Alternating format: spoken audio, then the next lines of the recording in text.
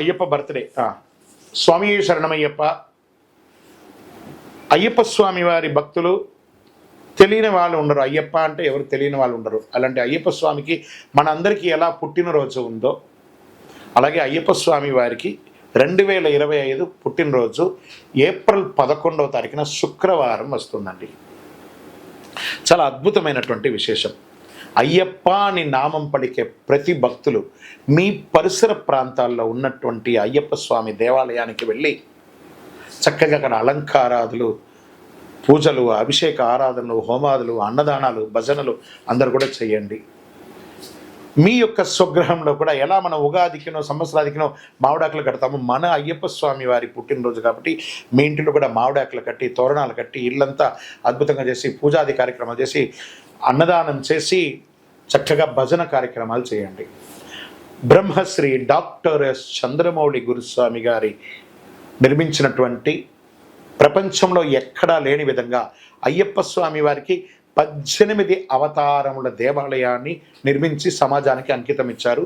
తిరుపతి పట్టణంలో జీవకోణ అనే ప్రాంతంలో జీవలింగేశ్వర స్వామి వారి సన్నిధానంలో మన యొక్క దేవాలయం ఉంటుంది. రైల్వే స్టేషన్ నుండి బస్టాండ్ నుండి 3 కిలోమీటర్ల దూరంలో కొండకు పోయే దారిలోనే ఈ యొక్క దేవాలయం ఉంటుంది. తిరుపతికి వచ్చిన వాళ్ళు అవకాశం ఉంటే తప్పకుండా మన దేవాలయం దర్శనం చేసుకోండి.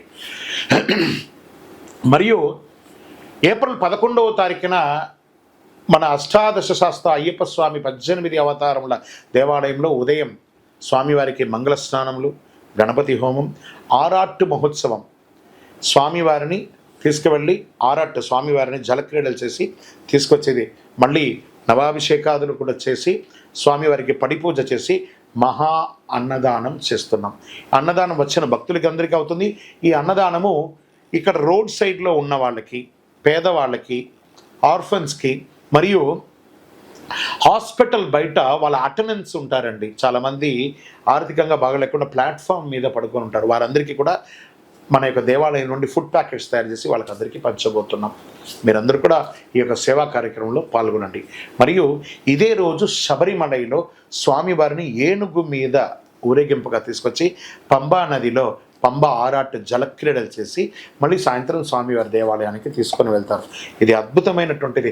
మన ఇళ్లలోనే మనము మన పుట్టినరోజుని చాలా గ్రాండ్గా చేసుకుంటాం కదా. మన అయ్యప్ప పుట్టినరోజుని మనం చేద్దామా?